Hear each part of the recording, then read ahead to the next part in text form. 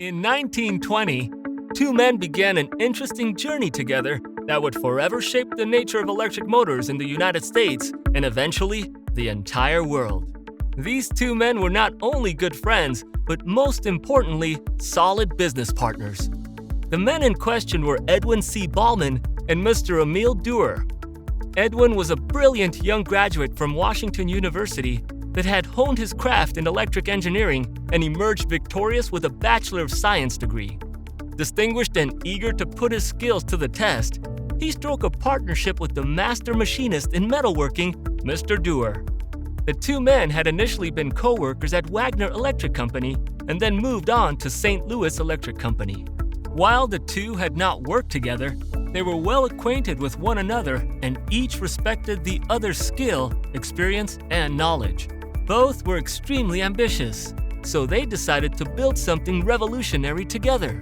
In selecting a name for their new company, they agreed that it would be a portmanteau of their names, Ballman and Dewar. So, Baldor was born. However, on paper, the name was a bit difficult to digest, and it didn't have a smooth ring to it. So they decided to go ahead with the name Baldor. The reason why they joined forces is because they shared a similar goal of making the best motor in the world. This was the main objective of the company, not just the beginning, but throughout their shared history. In fact, the company's first slogan read, Baldor, a better motor. Baldor's first building was a small plant that was located on the 4100 block of Laclede Avenue in St. Louis, Missouri. Initially, the company could only afford to employ about 15 workers.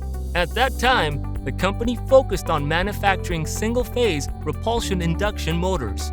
Customers instantly fell in love with the performance and design of these motors. And to go the extra mile, Baldor Motors had all bearings as standard, which was first of its kind in the United States. The company rapidly grew in size and profit, forcing Baldor to buy a real factory in 1921. Located at 4353 Duncan Avenue, it boasted 6,000 square feet of prime land. Business boomed so much in 1921 that Baldor expanded its plant by adding 3 additional stories and pushing the total land to 8,200 square feet. The basement was used for operations such as motor repairing and winding of coils. The ground floor mostly served as a storage facility for commutators and ball bearings, while the top floor was transformed into an office space because it could not sustain the heavy weight of the machinery. By 1922, Baldor had firmly established itself as one of the leading manufacturers of single-phase motors. The company can produce anywhere from 1/4 horsepower to 2 horsepower sizes. At the time, Baldor was financially sound, well organized, and was making a steady profit. Between 1922 and 1932, Baldor strictly made single-phase repulsion induction motors. They mostly sold their motors to manufacturers of air compressors and pumps. Basically, manufacturers of machines that require a high starting torque to perform. However, Baldor did occasionally receive orders from electric motor dealers who preferred the motor's outstanding performance and rugged construction. During this 10-year period of rapid growth and expansion, Baldor did not sell any of its motors nationally. They mostly received clients from nearby states like Illinois, Wisconsin, Minnesota, and Iowa. Although, there would be those rare times when a client from New York or Boston would ring up requesting about an order. However, business remained mostly in the city of St. Louis because there was no freight allowance, meaning that transportation costs fell on the customer. During Baldor's peak years in the 1920s, there was no infighting or leadership issues within the company.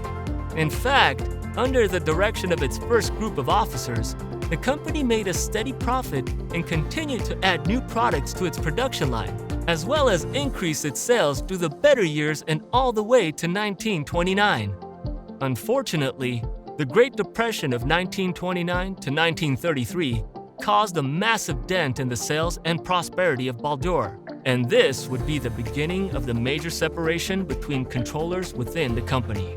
However, Baldor bounced back in 1933 and resumed steady operations once more. But the cracks in the leadership and partnership with Baldor had already started to form. By the late 1930s, Dewar's son, Lee, decided to leave the company after the death of his father, Emil, and take along with him the motor designs that his father had constructed in the early 1920s. Teaming up with his two brothers, Dewar opened Dewar Electric. However, this did not sit well with Baldor, who believed that the designs belonged to Baldor as a company, and not as Dewar's alone. They sued Dewar Electric, and the business was forced to close down. Unsurprisingly, more than 3 decades later, 3 of Lee's sons founded a new company that would build upon the legacy of their father and grandfather. They named this new company Leeson, which came from the fact that there were 3 of Lee's sons. The team of sons used pretty much the same motor designs that had been manufactured at Dewar Electric, extending the knowledge of motor technology within the Dewar family.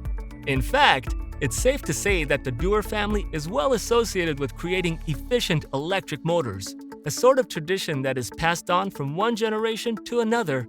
Their company Leeson is always in friendly competition with Baldor today. All in all, it's hard to find 2 well-established companies in this modern world that can trace their origins back to the Roaring '20s. Never ones to rest on their laurels. Both companies have had to adapt to a rapidly accelerating technological world that's flying rockets to space only 100 years later. Who would have thought? It's also almost impossible to find a company that's passed on traditions from father to son, as Leeson Electric Corporation has done. These 2 companies are the definition of a truly American-run family business that has been grounded in American culture for over 100 years. Not only do both companies strive to create superior electrical motors and products for the American and international markets, they are also trusted for their great work ethic and diverse vision for electrical motors. Today, both companies prefer to engage in friendly competition and occasionally host an annual dinner party to put each other to the test.